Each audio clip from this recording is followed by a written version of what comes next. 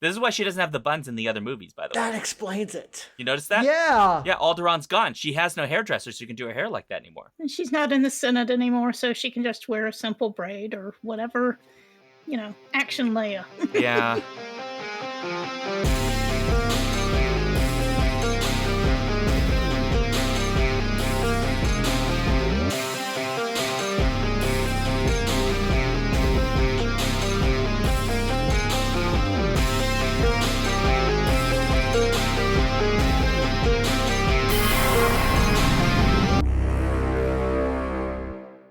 Welcome to the Skiffy and Fanny Show. The more you tighten your grip, Tarkin, the more solar star systems will slip through your fingers. Perfect. All I can think is Dantooine is not a sufficient military target. So he must take out more sufficient targets. We have no weapons. Alderaan, people on Alderaan are just nice. They just have cafes. Everything's kind. Cafes and bookstores, guys. And a lot of hair salons, because Princess Leia doesn't get her hair like that done anywhere else but Alderaan. Just saying. This is why she doesn't have the buns in the other movies, by the way. That explains it. You notice that? Yeah. Yeah, Alderaan's gone. She has no hairdresser, so you can do her hair like that anymore. And she's not in the Senate anymore, so she can just wear a simple braid or whatever.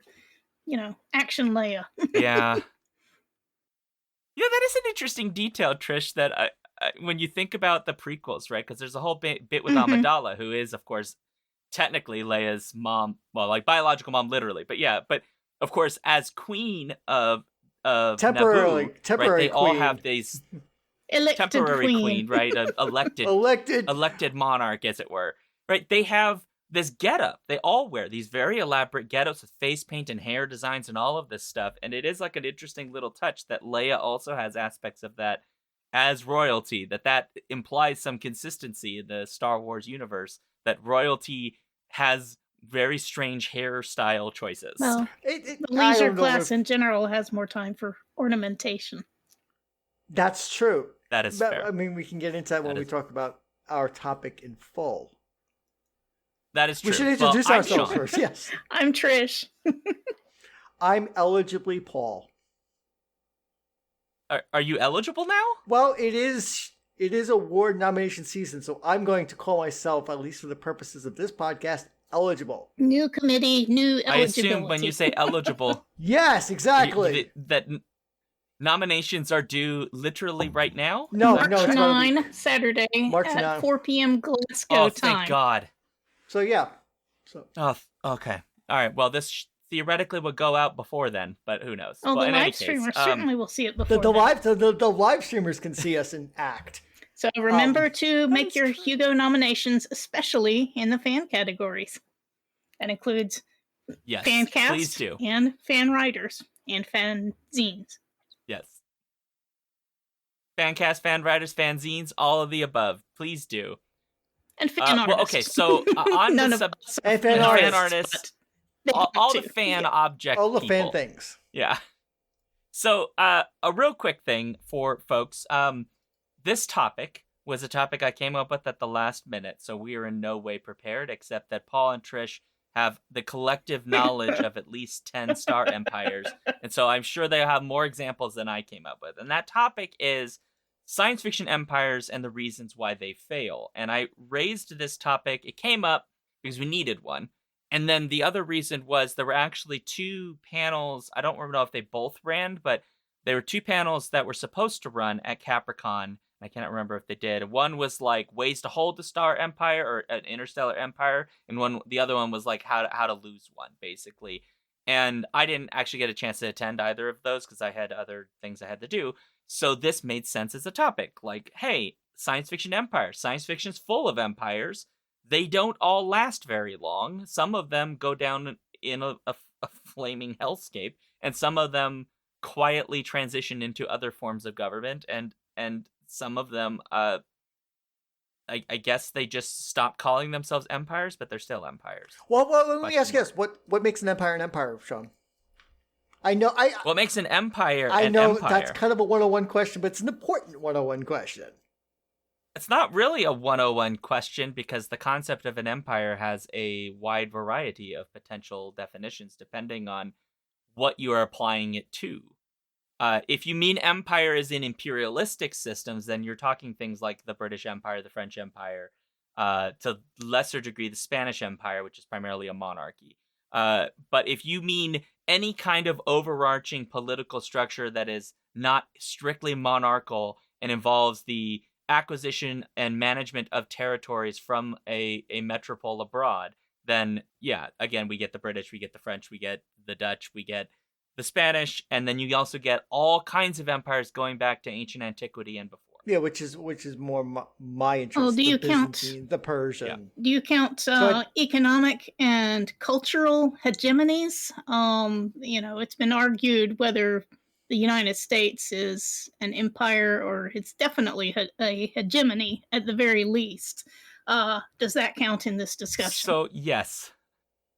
So part of what you're describing is cultural imperialism, which some of the arguments people make against the United States ever being considered an empire, and I will tell you why that's actually wrong in a second, but one of the main arguments is, well, the United States isn't in the kind of acquisition game the same way that the other empires like the British Empire are, where there's formal governments they've sent people to manage these colonies. They're explicitly colonies being managed by an overarching government structure, and so all these places become under the purview of whatever the empire happens to be. Like the British Empire is like the most obvious example, because the number of nations they end up controlling with their self-imposed colonial governments in charge of them, right, kind of establish what we think of as the quintessential modern empire.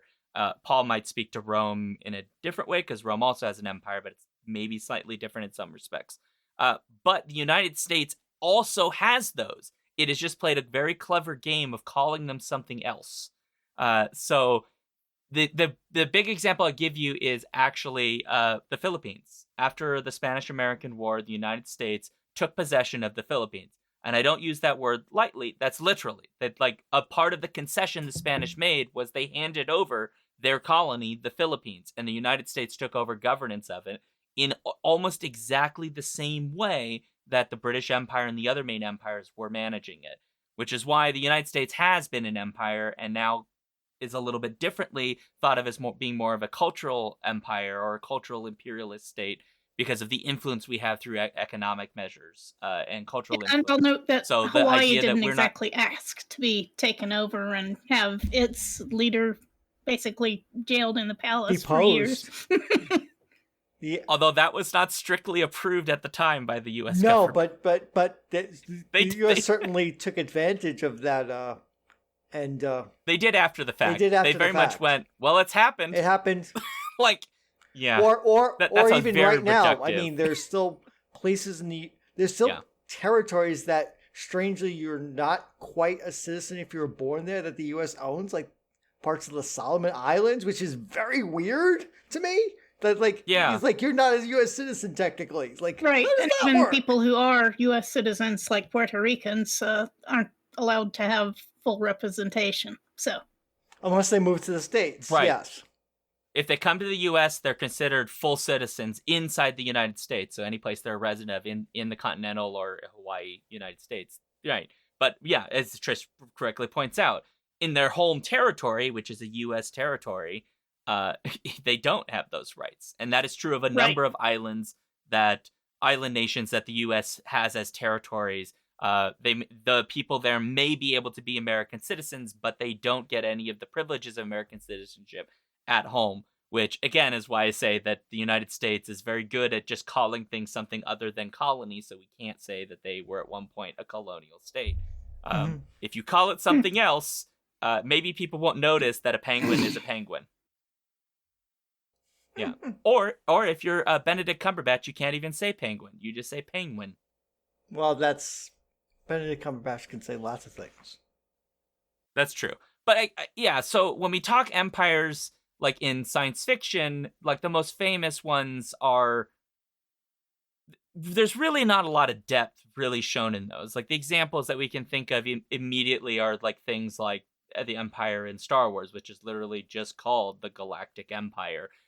or looking at like Flash Gordon, which has a sort of empire of its own, or even to some degree some of the cultures that exist within Star Trek, at times perhaps more nuanced than you see in Star Wars. But the Klingon Empire, for example, which has a very imperialistic structure, reminiscent of many of the empires we would have seen on the United in this world. Also the Romulans, our own world. Romulan Star Empire, the Romulan Empire. Yeah.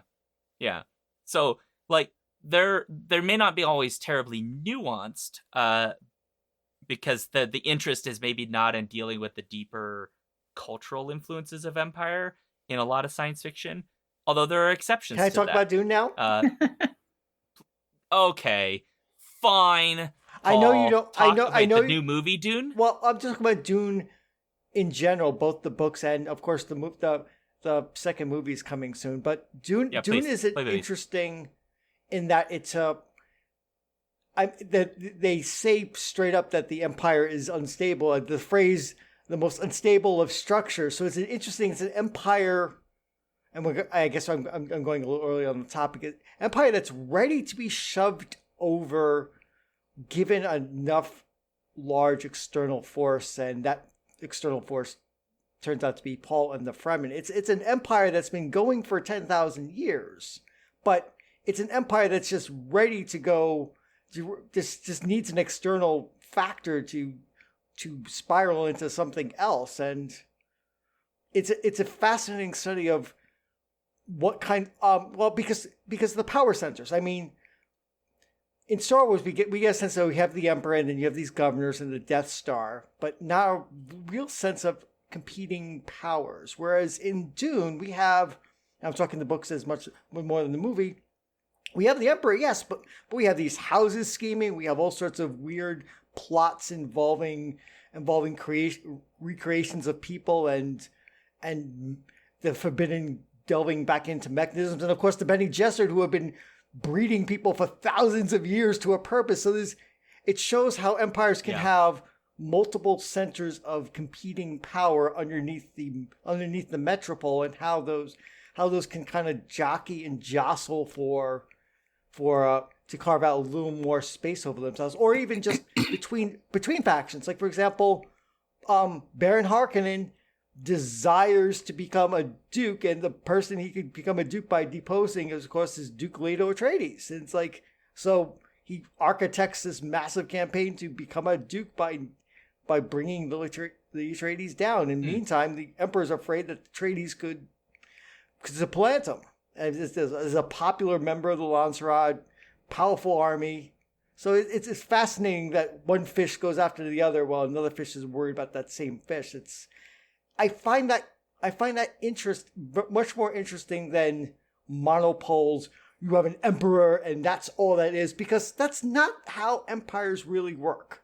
Mm. I mean, you can have one central person, but that person's commands are transmitted and put through a horde of people below him or her, and those people interpret those commands to their own benefit, even if they're not consciously doing so, and you wind up with all sorts of interesting, and to use the word in the adjective sense, Byzantine politics. I love Byzantine politics. I mean, there are authors who say you love the schemy Byzantine politics. I say yes, I do.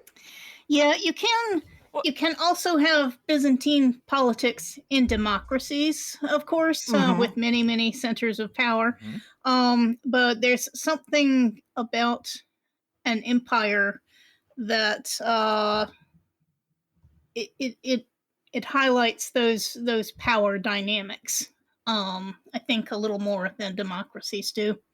From a writer's perspective, I think empires are probably just easier to write about, probably, than democracies. You have your basic feudal family stuff, and most people grew up reading stuff about that and know how to write about stuff like that. It's a lot more complicated to write about legislative and corporate maneuvering, although some have done it.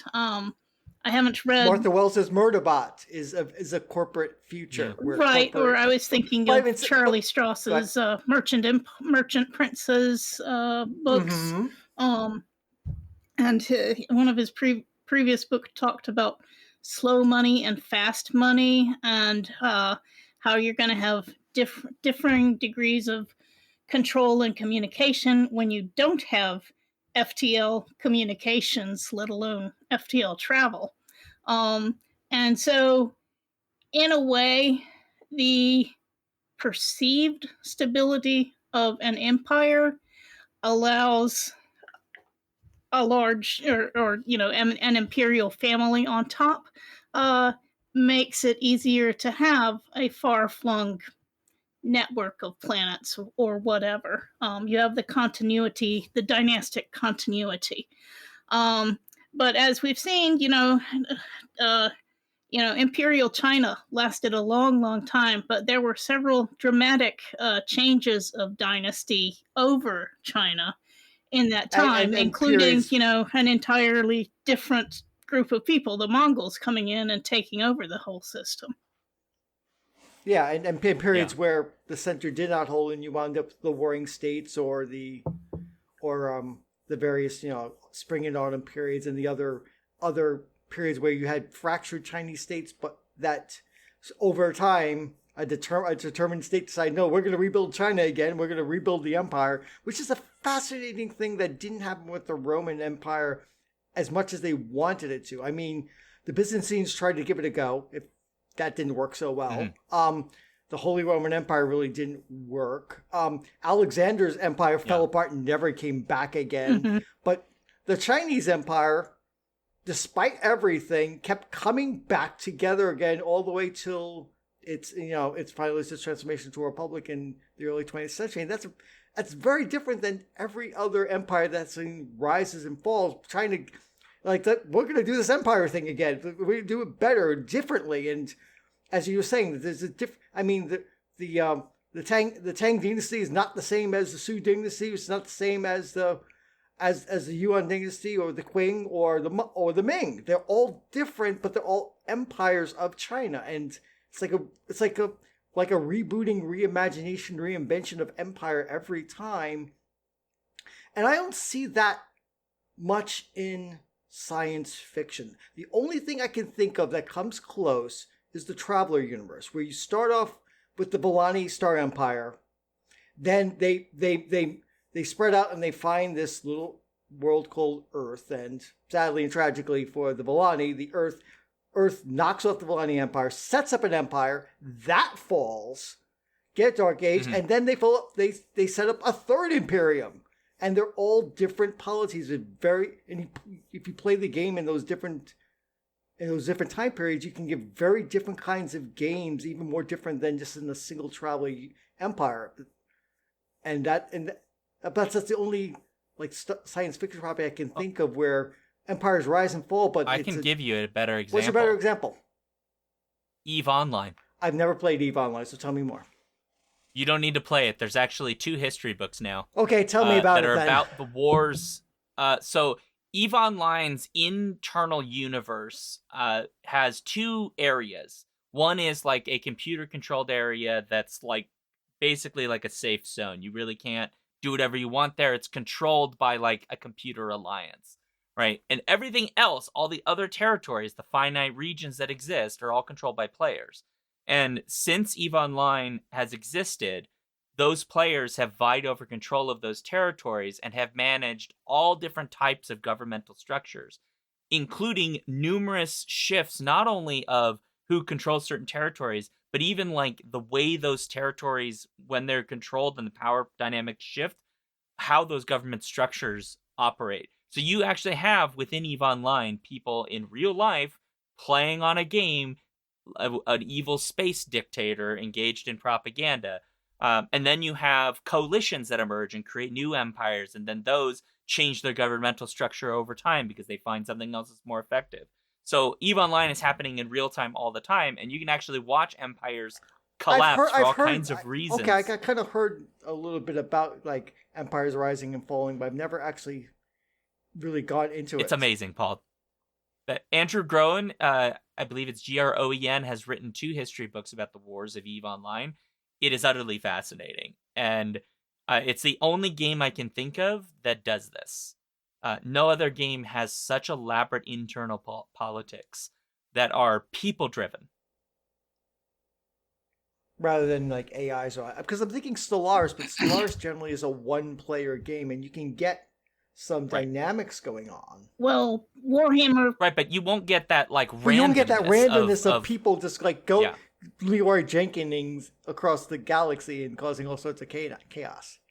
You don't get heroes.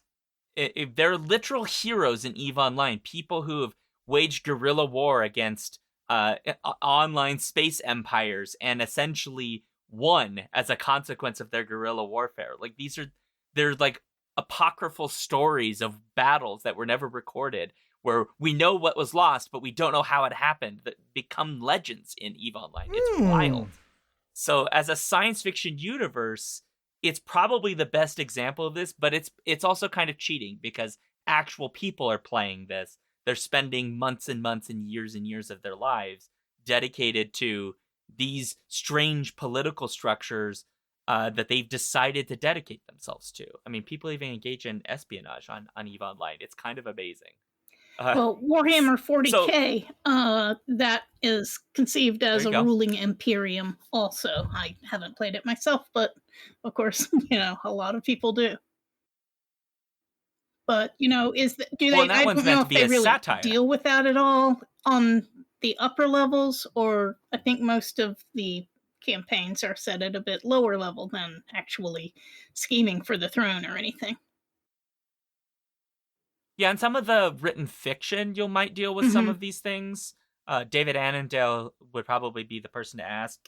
The thing with like Warhammer 40K though is like it's meant as satire. It's not meant, it's sort of unlike some of our other examples where it's very serious. Like Warhammer 40K like intentionally takes the set dressing of the British Empire and isn't at any point saying like this is actually good. We're just playing around, right? Although 40K players apparently got mad at one point because, like, I guess they were surprised that it wasn't a real empire? ? Yeah. So, but so a lot of this raises like the question of why did they fail? Because so many science fiction stories, especially our most popular ones, are about precisely this, right? An empire falls somehow. And it kind of earlier in our conversation, I think both Paul and Trish, some of the suggestions I kind of took from what you were saying were that there seemed to be like 3 types of, three types of things that cause empires to fall. There's like the external threat, something from outside takes it out, right? So like the Mongolian Empire comes in, right, in the real world and takes over, as it were. And so the old empire's gone because it's been taken over. The other option might be threats from within, but there are 2 kinds of threats from within, which is the threat from like the political structure itself, which would be more like Dune up to till the Fremen kind of get involved, right? Which is people backstabbing and trying to take over, just dynastic clashes, but not necessarily changing the system. Right, dynastic clashes, which maybe don't change the system in its largest context, but might change small components of it because different leaders are weird. And then the other option would be like the threat from within that's like revolution, basically, which would be like the Star Wars example. The rebellion are almost entirely people from within the empire. There's another... The French Revolution as an example. Yeah. There's another kind of threat from within, which is that aggressive empires tend to expand beyond their ability to control or administer what they have taken. And so they end up spreading themselves too thin, and can just tend to, I think that is definitely part of what happened with the Roman Empire. They kind of lost focus, there were a lot of reasons why the Roman Empire fell, but you tend to have them, just expand, and Eventually, your supply lines, your lines of communication, everything gets thinner and thinner. And then often you start to get rot from within as well. Well, you're actually raising a great point, because I hadn't really thought, like, in the real world, how does it really work in the real world? But you're absolutely right, Trish. I mean, it may not be just that one thing involved. It may be multifactorial, but when you look at the British Empire, for example, they, around the mid to late 1800s, right around the turn of the century, they're having very serious conversations among colonial administrators on whether or not to keep a lot of their Caribbean colonies, because some of them cost more to maintain than they produce for the empire. And they now have India, and India is way more productive and is pulling more stuff. Do we really need to keep some of these colonies? So there's arguments of like, well, we could just let it go. Like, not to quote a movie, don't nobody do that. But you're not wrong, right? Because you can't expand forever on a finite space like the Earth, right? Eventually, you can't acquire anything else, or the acquisitions become less fruitful. And if you need constant growth in an empire that's fundamentally capitalistic, right, it just collapses eventually. It has to relinquish control. Obviously, the British Empire also had revolution, it had fights, it had people threatening to fight them. The British Empire knew those threats were very real and basically gave up some colonies by way of its Commonwealth model as a result of that, because they watched like the French fighting guerrilla warfare in like Algeria, Northern Africa. The Battle of Algiers, which is now a famous movie if you've ever watched it, has one of the people who was there, by the way, in the movie. He's an actor in it. Fun fact. Yeah. So that kind of thing is these are the empires don't just fall because of like one thing. It's always many factors eventually lead to it. Maybe one thing accelerates it, but it's always many things. Like even the Roman Empire, like it's not just one thing that took the Roman Empire down. I love the thing of like, for the longest time I used to believe that, oh, well, they just ran out of wood. It's like that was the reason they collapsed. And I was like, someone told me that once in school, and I was like, okay, sure. Well, I'm going to bring up Gibbon now because I love to bring up Gibbon. Because Gibbon has... You mean the monkeys? No, Edward Gibbon. The monkeys, right? The monkeys did the monkeys take down an empire? No, I'm talking about the 18th century British writer. They did in Word for World is Forest. They did. And well, they didn't take it all down. They just took down a colony, but still. But Le Guin had fun with that. But that's an anti-colonialist narrative, not an anti-empire technically, but maybe. But anyway, so Gibbon, who's hard to read, large to read, had an axe to grind, and he came up with the idea that basically the Roman Empire fell because of quote unquote decadence, and that was the narrative that lasted well for most education well into modern times. And as far as that's the narrative of this, the Romans turned decadent and that's why they fell, and so the barbarians then could conquer them and start the cycle anew. And it's kind of the complexities of why Rome fell are still debated. It's like, and okay, now I'm going to plug an acquaintance of mine. I'm not quite sure he's a friend yet. But he's an historian named David Perry. He wrote a book with a colleague called Matt Gabriel, who talks about the fall of Rome and the quote unquote Dark Ages, and how they feel the term Dark Ages is really bullshit, and that Rome didn't fall, it was quote unquote transformed. I won't quite go that far, because if you're going from a polity that can send goods across half the world to very localized systems of power and production, that to me is kind of, your empire fell. I mean, yes, people were still living there. It's not fell, it's like it turned into a complete wasteland. People still doing things and building things and continuing on. It's just that we don't have a lot of records for several centuries, because life was so hand to mouth that you didn't have a large corpus of people writing about things. I mean, we have a lot of stuff from the Roman Empire because they wrote down everything, man. I went to a museum in Rome that just had endless amounts of tablets and things from the Roman Empire.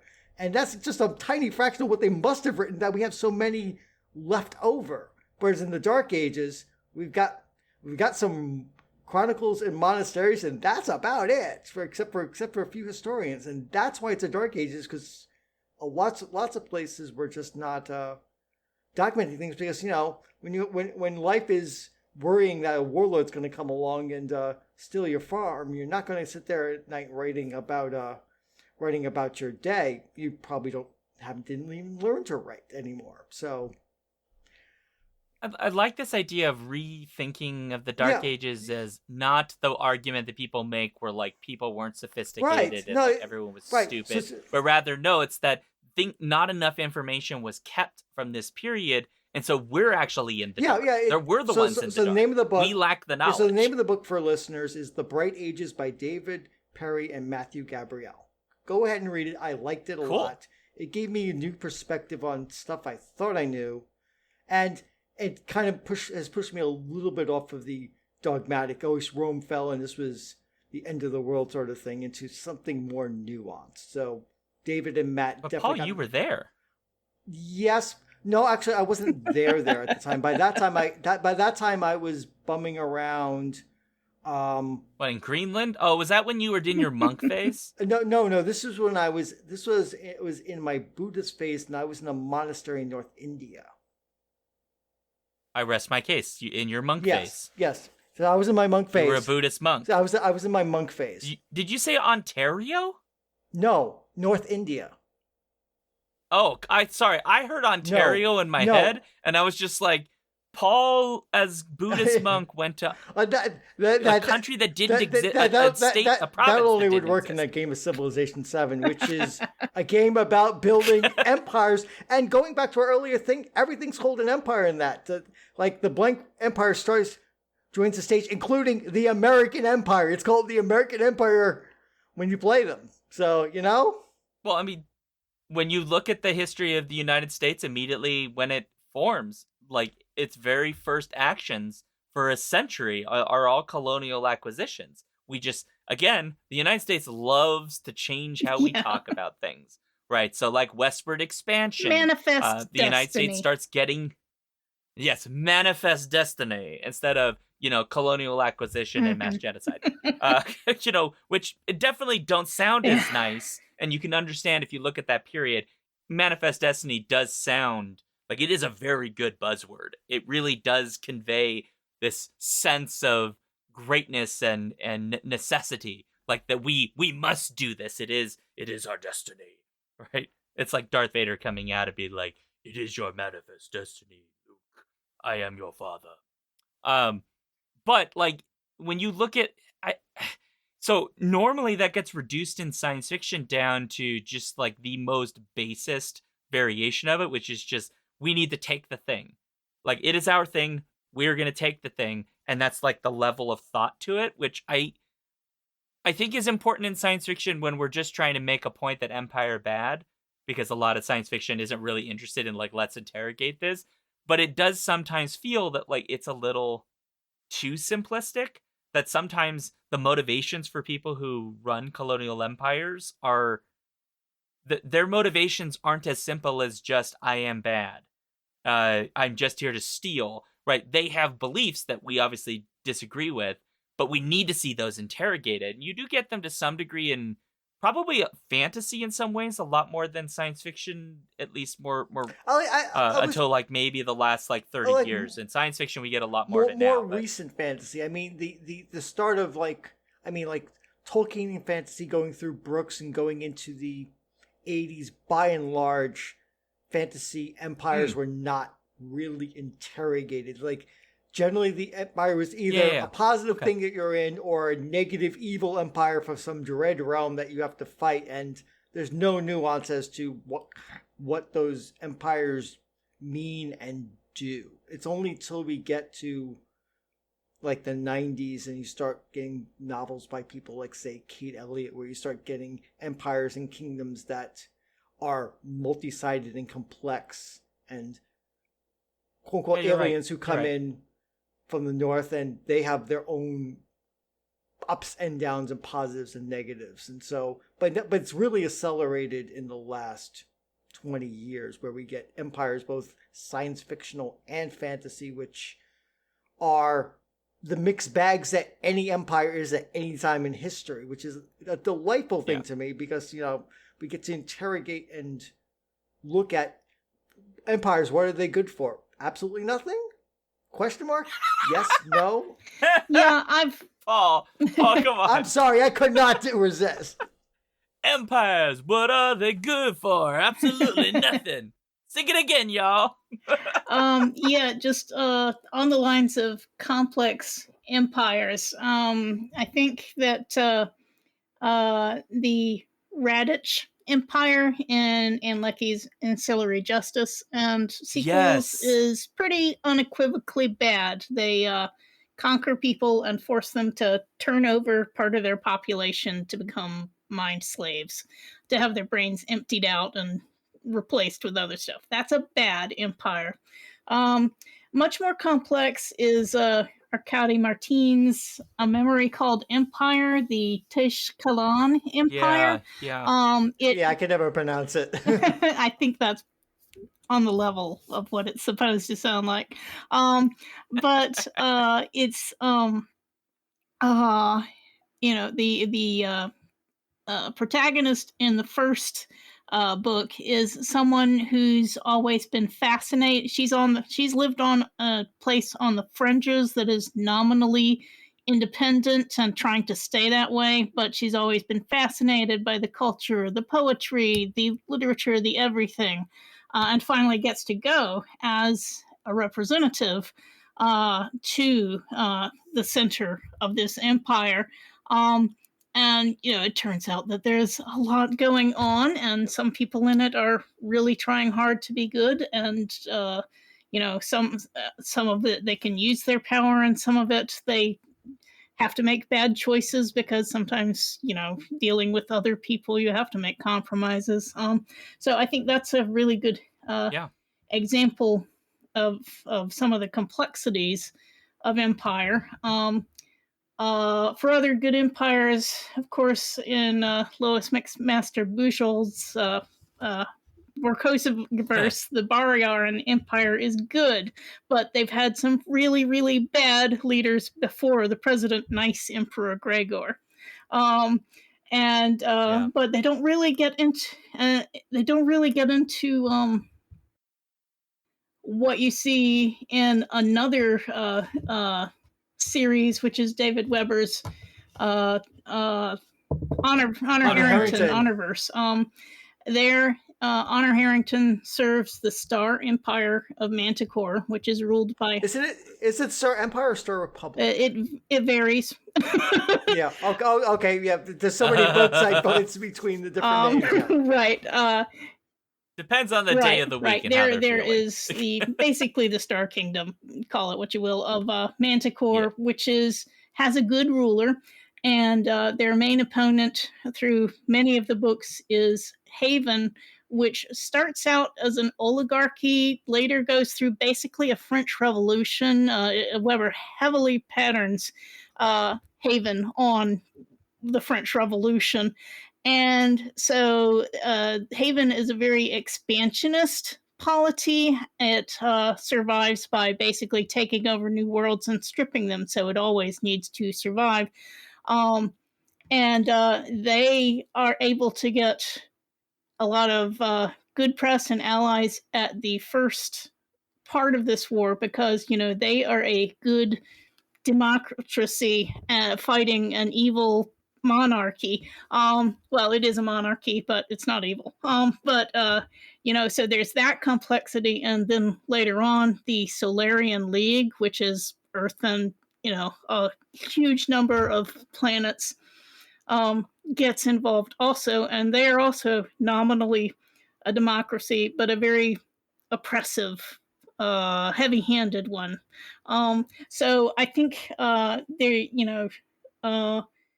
Weber is making some good points and asking some good questions there, even if I certainly don't agree with all of the conclusions that are drawn. Yeah.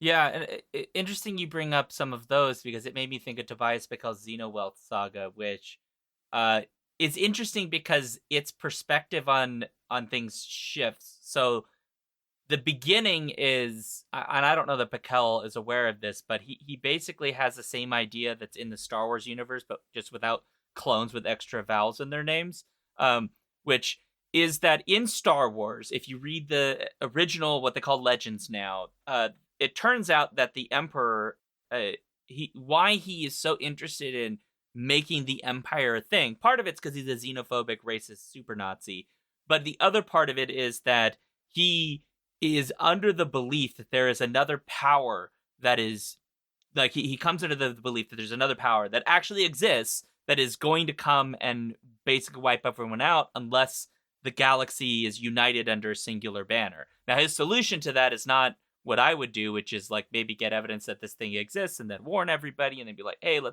maybe we should be friends and like we should work together because, common threat, we can kind of get over our bullshit. So he goes with Empire. But in the Xenowealth, it's the same thing, except it's also very true. And the Satrapy, who are the like horseshoe crab giant alien overlords in the first book, in Ragamuffin, they actually know these threats exist, and they believe that the only reason those threats won't invade this part of space is because they have maintained control and order. And to some degree, they're technically correct, because when their empire is destroyed by rebellion from within, by primarily Caribbean peoples supporting the rebellion and essentially destroying their ability to shut down wormholes and close people off, thus preventing them from canceling infection anywhere in the system, what they find is eventually they meet beings from outside that are actually a greater threat.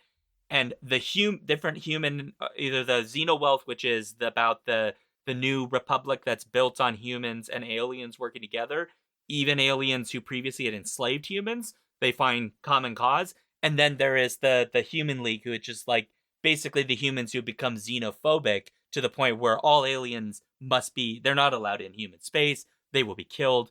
And that conflict has made it so the whole region is actually weak now. It cannot repel these invaders because it doesn't have the collective power. So the end of the series is basically dealing with that power vacuum and the realization that we can't afford to be xenophobic.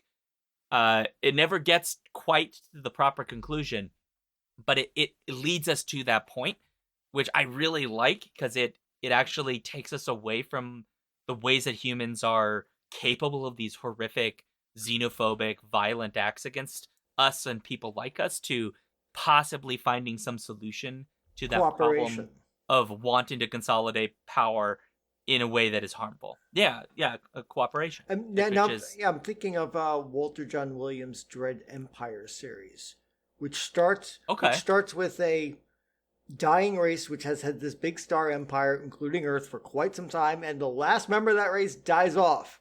Now what happens? It turns out to be a scramble for power as humans and other aliens try to figure out what are we going to do in the ashes of the people that have oppressed us so long to actually try to build something new. I mean, some of the aliens want to just like, okay, we'll be the top dogs of the aliens, and other humans and aliens are like very much against that program and want to find different paths. And he's gotten a whole bunch of novels out of this universe, ranging from intrigue to big on space battles. So you can do lots of different things.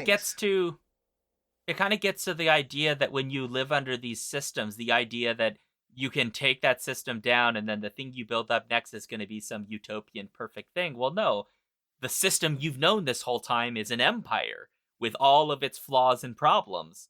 And so that is your framework from which you're building everything. So there's actually a need to talk about this on a progressive level. That is, every government we're creating, we should be trying to make something better and better and better and better, But that's really hard to do with people that are fundamentally broken by hegemony. Let's bring up the French Revolution. You The French never did anything incorrect when they did the revolution. Gosh. The decisions they have made the entire time have been 100% accurate, Paul. Sure. Wow. Okay. Of course not. Guys, calm down.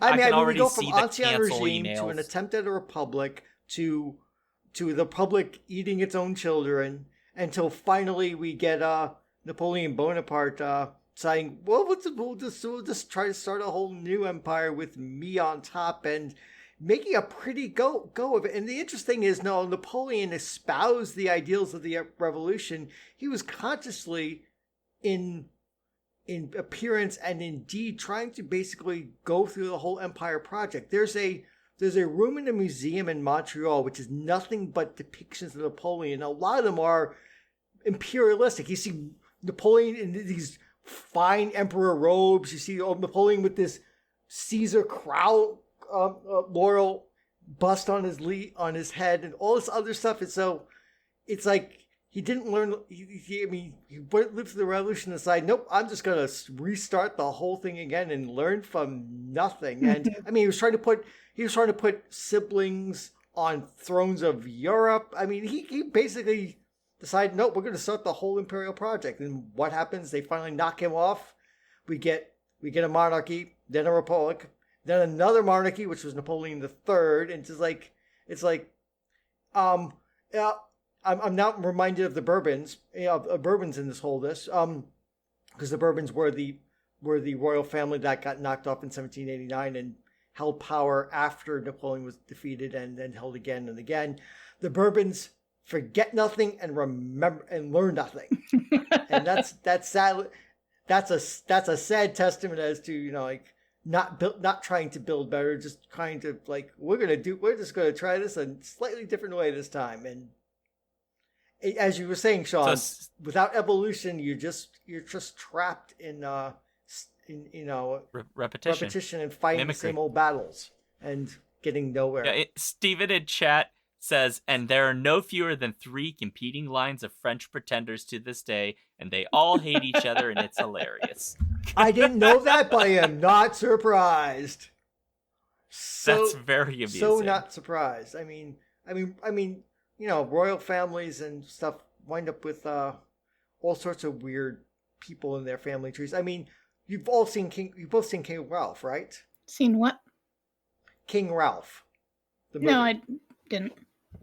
No. Okay, King Ralph is a comedy, stars John Goodman, where an accident electrocutes most of the royal family of England. So the heir to the throne turns out to be this nobody American, played by John Goodman.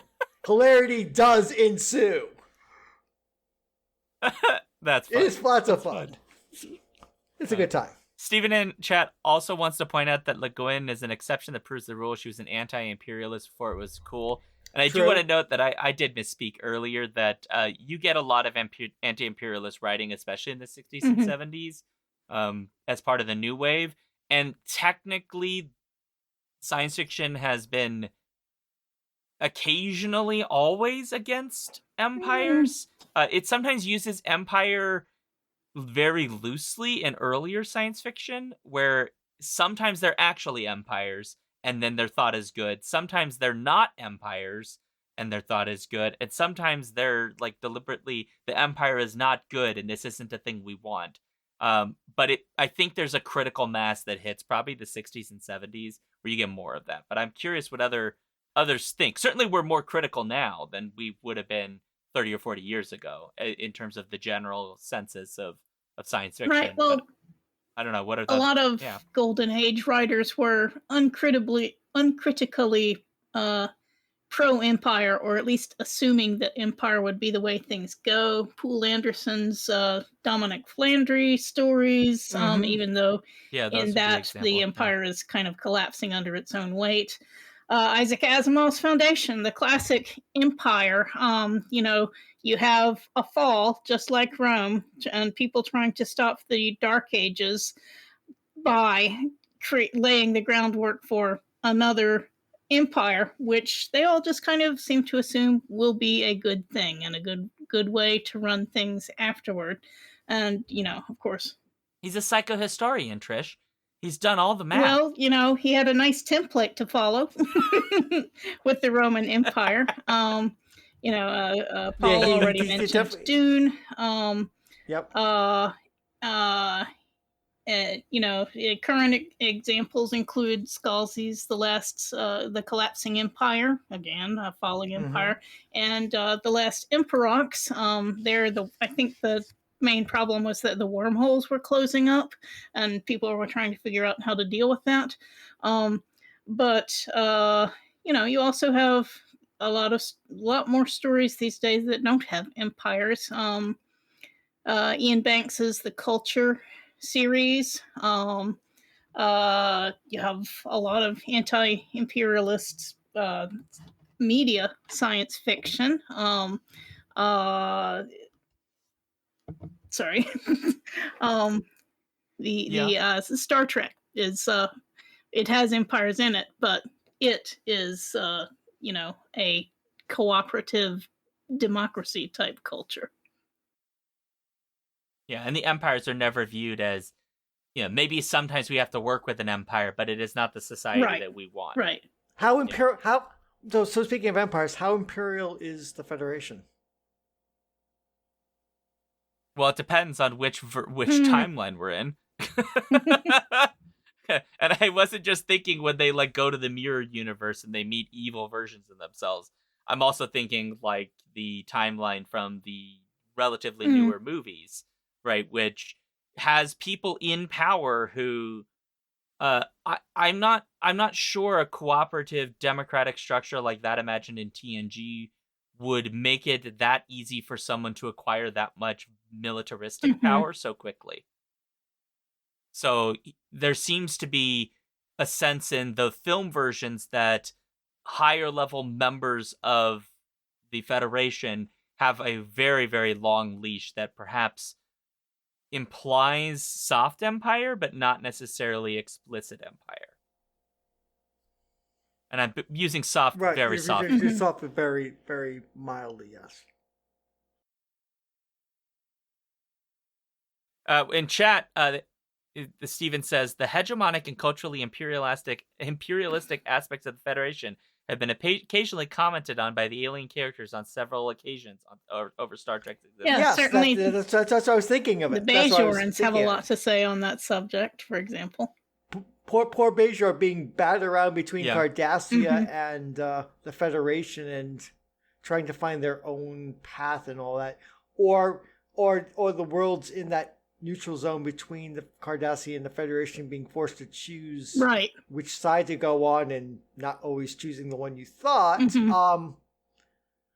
of course, the Ferengi have strong opinions about the Federation's entire project.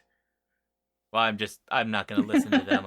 But then you have the Romulans who kind of just see the Federation as just another empire, just not, actually admitting it, which is a very devious Romulan sort of approach. Whereas the Klingons don't quite know what to do with the Federation. They just can't be conquered, but they're not an empire either. But they're still currently a problem with a capital P for the. Well, you obviously have oh my god, the name of the fringe rebel group that's all up in Voyager, and the Maquis. The name is escaping.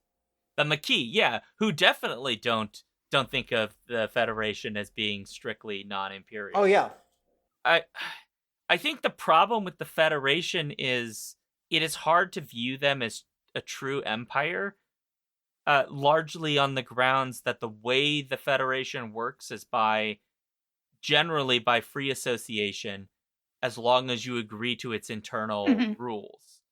And if you don't, then you can still work with the Federation. You just won't get the added benefits of being part of the Federation. So they have economic relationships with peoples who are completely separated from the Federation, but they don't necessarily grant them the same privileges of membership. But those people are welcome to join more or less at any time as long as they follow those rules. I don't see that as strictly imperialistic. It may be culturally imperialistic, which is what the Klingons in Discovery accuse them of, because the idea that if you join the Federation, Klingons will have to lose their cultural identity because they'll have to change. And to some degree, I think they're technically correct. But that's not the kind of same thing we mean when we talk about like the power relationship of an empire, which has colonies that are created by installing governments on top of existing governments, right? When they say colonies, most of the time in Star Trek, what they mean is settlements on theoretically uninhabited worlds, which is not the same thing as what an empire means by a colony. I'm thinking of something that I can't discuss because it was in an arc that I read, but it addressed this specific point of what do you call a settlement to avoid certain language. But I can't discuss it. Sorry. Well, but this is actually a problem because people have called things that are like what we think of as imperial or colonial institutions, right? They'll call them settlements to ignore the fact that, yeah, and this is kind of why I wish we did use different words when we're talking about uninhabited spaces as being places where we put people who are building places to live. We need another word, and I don't know what that word is because there is a baggage that is attached to settlement in particular. So, anyway, there's I'm sure 1,000 other things we could say. I don't know. We want to do we have any last thoughts, or do you want to start wrapping up? Let me see if I also have notes on here. Oh boy, Paul has 17 pages. No. of notes. No. Trish and I decided this note thing. If we have a Why am I even here? I should just just disappear and let you guys talk. You guys have your own note system. Sorry. We like to to prepare. You're not sorry. Actually, Paul. I had mostly in my brain. And then Trish said, "Hey, here's some notes. Work with me on this." And I said, "Sure," because Trish is smart, so I don't forget anything. There's a lot of really interesting examples from a recent example of a book I read that discusses empire is Bethany Jacobs' These Burning Stars, which is a theocratic empire, which is something we could talk another half hour about, and how a clerical agent for that empire kind of engineers her own destruction at the hands of someone she basically pushes towards being a rebel. And I don't want to give away some secrets because there's some very spoilery things I could talk about this book. And but it's really interesting to see, the marriage of political power with theocratic power, which you don't see a lot of nuance. You hear about theocratic empires and here and there have been theocratic empires in world history, but the nuance of how a theocratic empire differs from a political one and where the intersection of temporal and spiritual power arise. I mean, in some ways, what Paul Atreides does in Dune is basically create a theocratic state on the ruins of the empire. Because I think there's a line about when politics and religion ride in the same cart, trouble follows, and it's true. When you marry the temporal and spiritual, you can get all sorts of dark and twisted things coming out of an empire. I'm trying to think of positive depictions of theocratic empires, and I'm not coming up with any because they don't exist. Because it's just if power corrupts and you take two types of power, that corrupts absolutely. Yeah, I think the problem that a theocratic empire represents is it is going to have even less space for difference within the subjects under its power, precisely because conformity to the religion becomes part of what the empire pushes in its day-to-day operations. That's why theocracies are kind of terrifying if you aren't a member of that group, because you are going to be forced to conform or bad things will happen to you. And a theocratic empire just does that at scale. And that's terrifying. I mean, I think science fiction likes to play around with people in charge who are essentially god-like beings. They may not literally be gods, but they have become godlike, who dispense their sense of what the world should look like onto others. But they tend to fall because they incite violence against them. People don't want to follow them forever. Once you're different, you have no choice but to conform, die, or fight, which could also mean dying. But no empire lasts forever. And that gets me to a pet peeve. And I mentioned this on a podcast that will come out a couple weeks from now, where on World Building for Masochists, Marshall, Ryan Maresca, Cass Morris, and Tanya Barron, and they got me talking about world building. And they were asking about pet peeves, and one of them I brought up is like, you have the eternal empire or civilization that lasts for thousands of years without any change. And I'm thinking, oh God, no, please, this is what I hate in fantasy and science fiction. No, it's bad and wrong. Every political system changes over time, even empires. I mean, take the Byzantine Empire, one of my favorites. In the 6th century, Justinian is a very different beast than the 9th century, where it's desperately fighting for its life, or the 11th century of its brief rebirth, or the 12th century when basically a crusade knocked it off, or the pitiful last city-state that the Ottomans took off. Those are very different empires with very different kinds of emperors.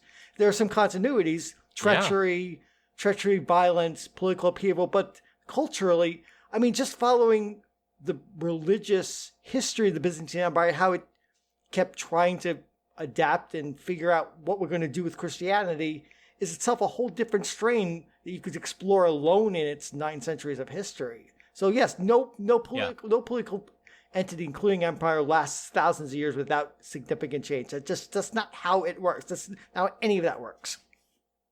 Yeah. Trish, you want to jump in? Another example or two of science fiction with empires. I was thinking of Robert Jackson Bennett's City of Stairs. Oh yes. Oh, I'm glad you brought this one up. There used to be a theocratic empire with a lot of different gods, but basically it had spread over and taken colonies and everything. And one of those colonies finally fought back so successfully, partly by targeting and killing those gods, that it eventually became the ruler of the original city-state. And so you have very, very interesting colonial, anti-colonial dynamics in that book and in the books that followed. There was something else. I was silent for a long time because my furnace had kicked on and was very noisy. But there was another series I was thinking of, and now it has slipped my grasp. That's okay.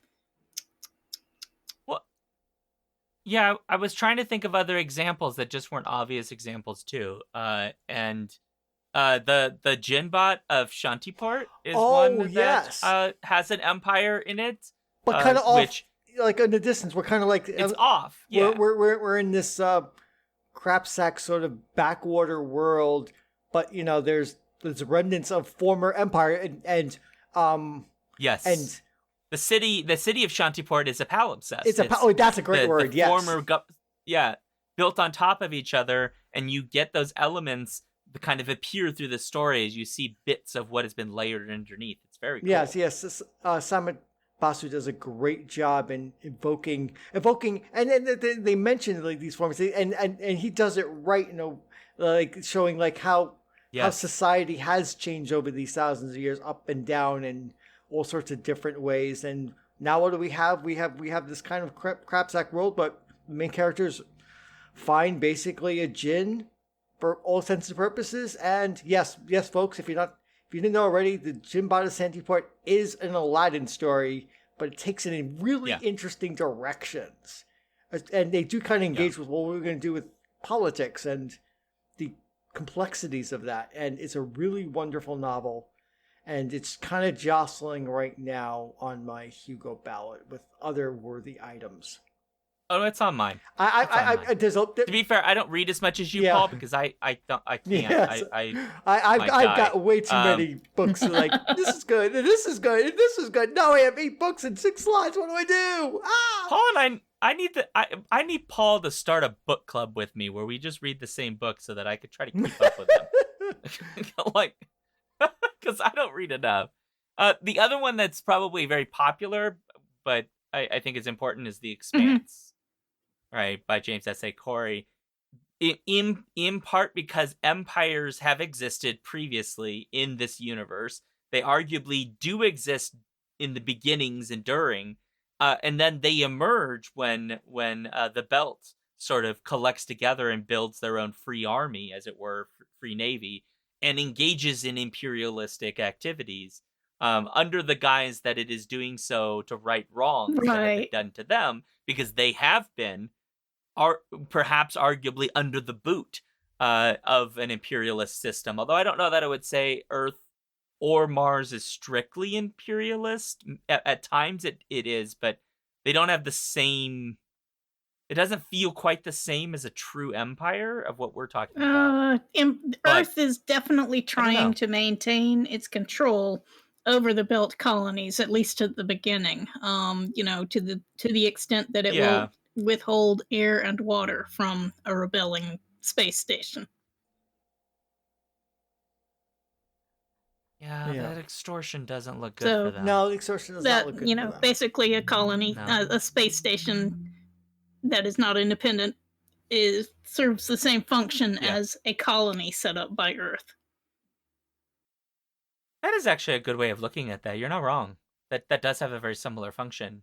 It becomes entirely dependent upon and thus subject to the whims of the people who supply it, basically. Yeah.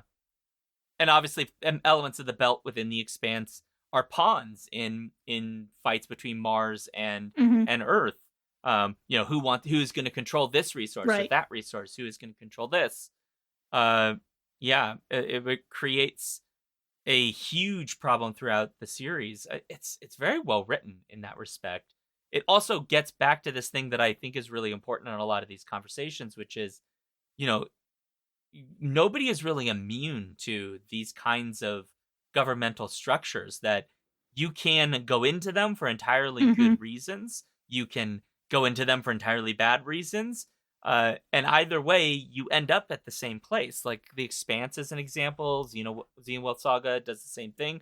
We see this in a lot of stories where people have been harmed by imperial systems, create empires of their own under the guise that this is necessary and just. And I think it kind of gets to a problem we see in our own world, which is like violence begetting more violence, begetting more violence, where people are just continuously hurting each other.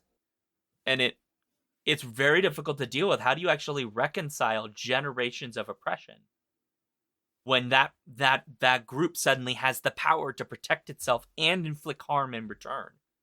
How do you stop that now? Is it just mad, mutually assured destruction? Is that what we just get to?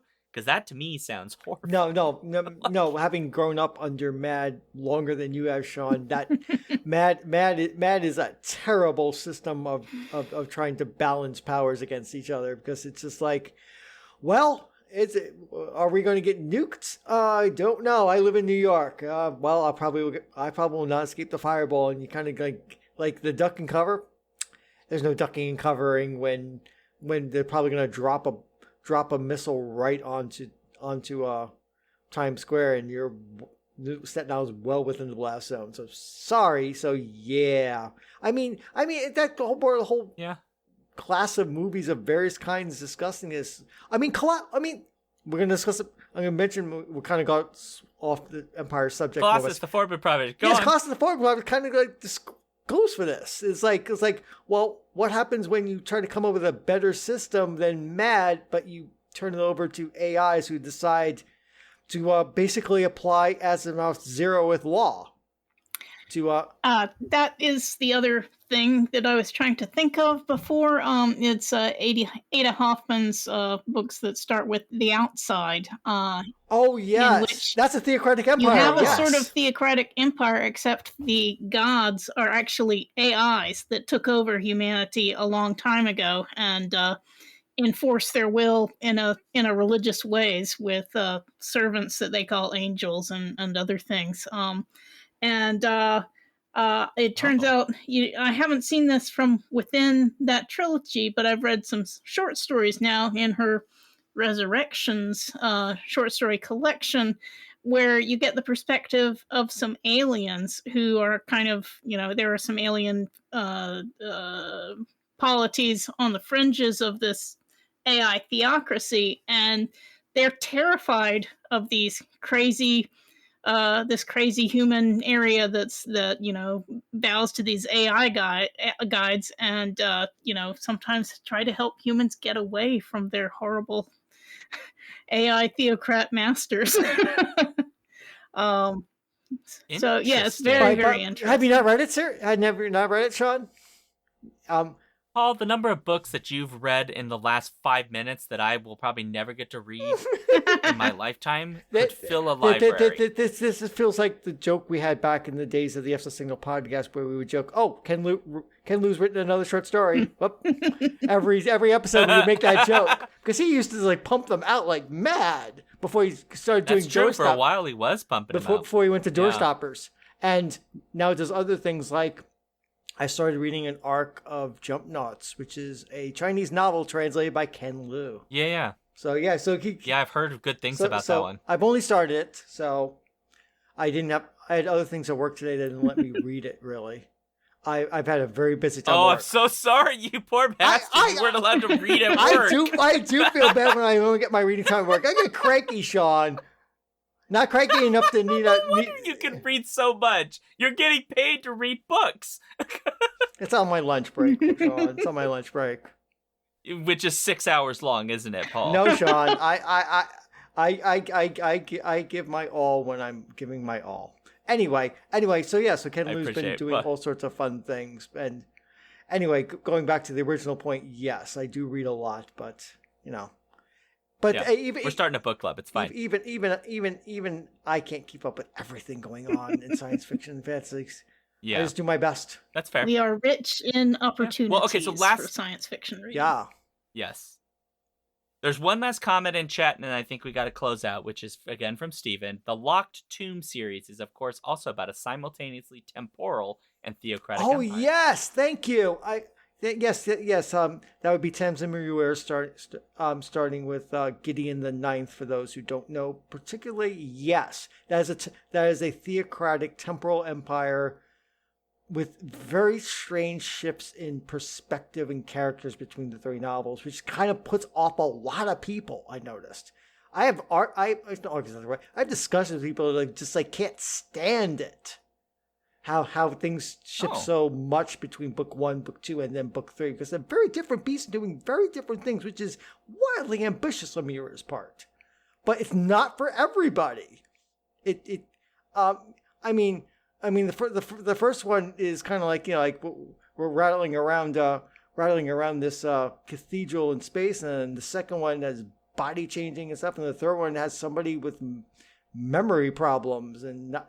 Wondering if she's have to give herself back. It's very interesting that they all do different things in this theocratic star-flying empire, which is kind of brings in, the last time we talked Clax, it kind of brings in lots of notes of space fantasy, which, is my jam. So that's why I decided to, have fallen pretty well for these books. I'm not kind of the person who's reread it several times like I know some people have, because there's just too many other books to read.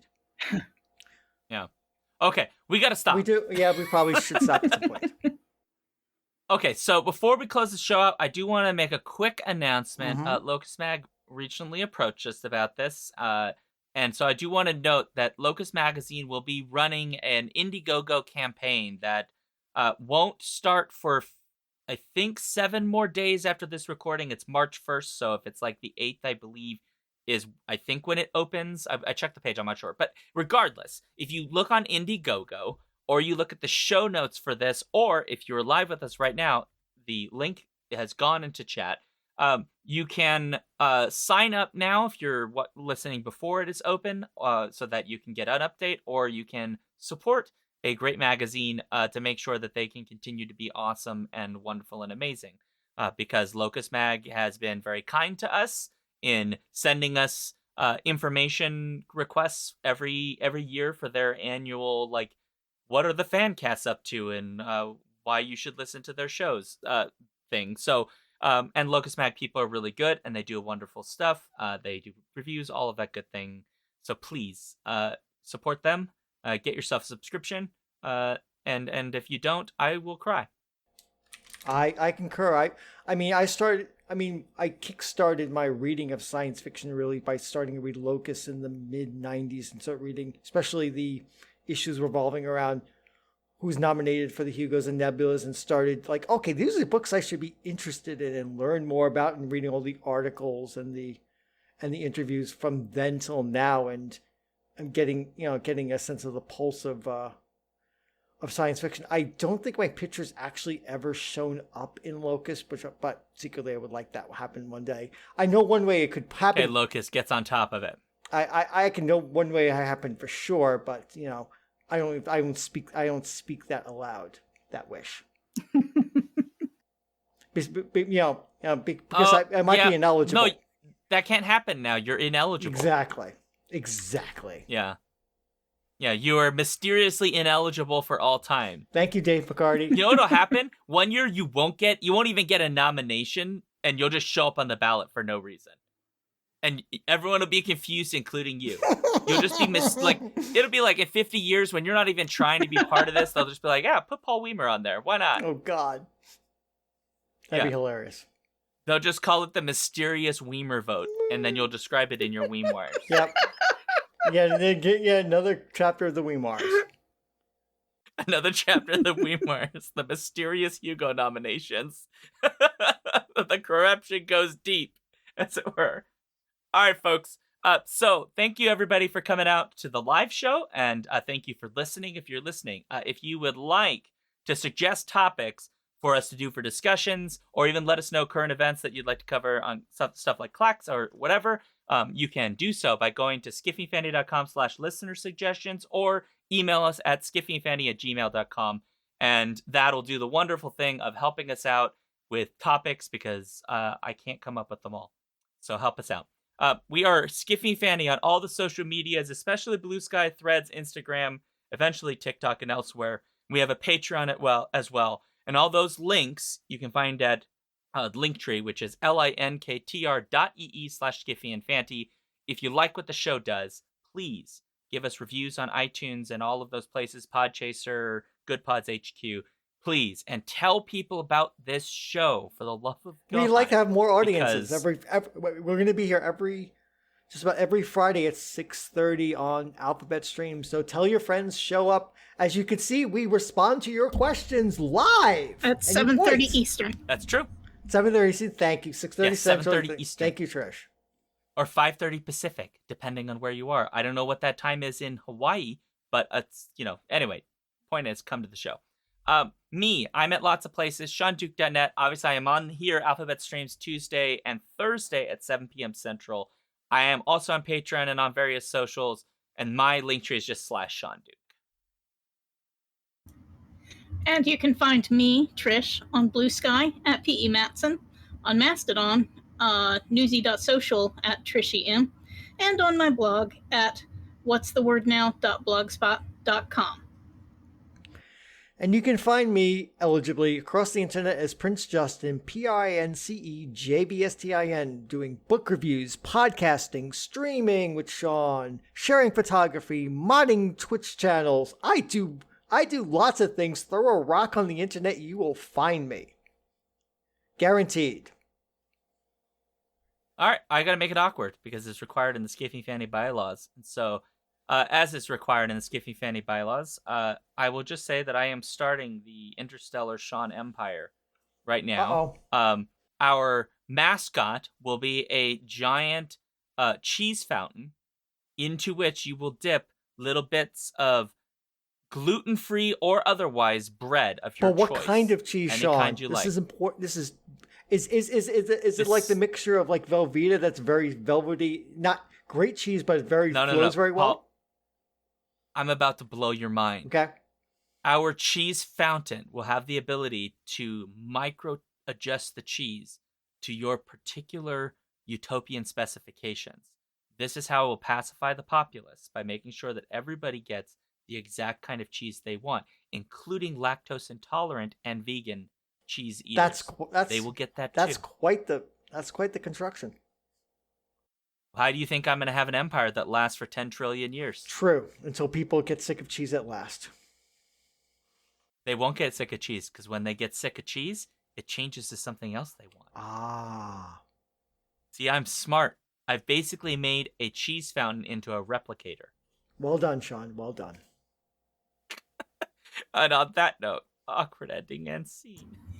Well, take care of yourselves and of each other. Stay frosty.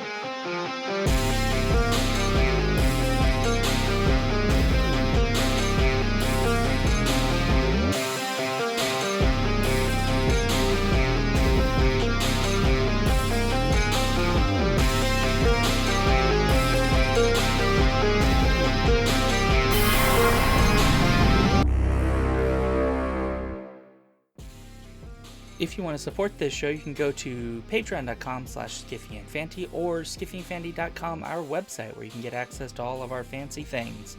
Our music comes from Holy Mole. You can support him and his work at patreon.com/holymole. Thank you for listening.